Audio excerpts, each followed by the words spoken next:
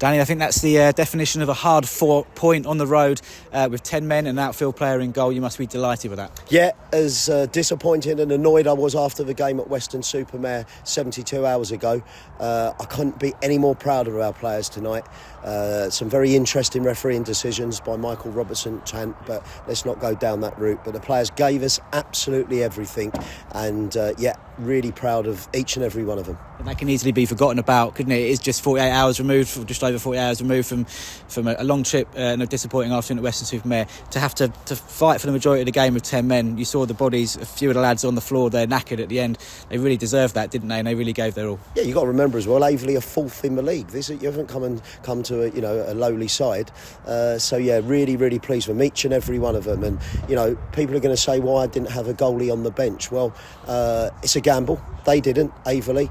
I know very few, some do, some don't, but one of the main reasons is Paps was a goalkeeper, I think till he was 12-13 at Leyton Orient. He's an accomplished goalkeeper. He came and took, a few really good crosses, an assist for the goal, the second goal. And, if there was 7 subs, of course, on Saturday in the FA Trophy, there will be. So we'll have another goalkeeper on the bench. But, it's a gamble. And obviously I felt Paps did really well.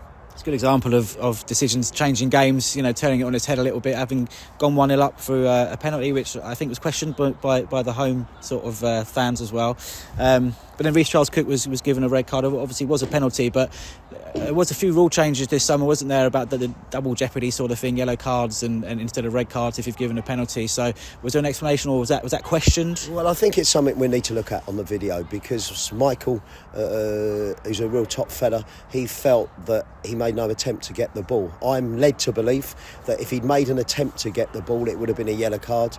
If it had been outside and he makes any foul, then it's a red card. Listen, it's not easy refereeing, but to come here this evening, as I say, after that disappointment at Weston-super-Mare, get a point against the side fourth in the league, I would have fully accepted it. And that all-important leveller coming from Kane Adom, who so often this season has come up with the goods, and he's done it again today and earned us that point. Yeah, I thought we perhaps had other opportunities.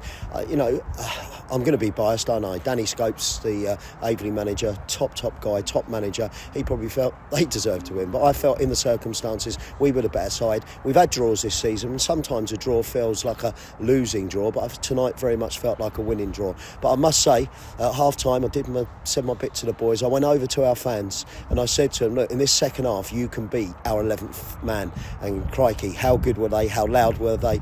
And many, many thanks to them. I'll get criticised at times when things don't go right, and I'll fully accept that. But how nice to come here, get a point. We've gone up a place in the table now, and certainly a good night at the office. A word for the lads at the back as well. We had TJ Bramble coming in at centre-back there, maybe a bit out of position.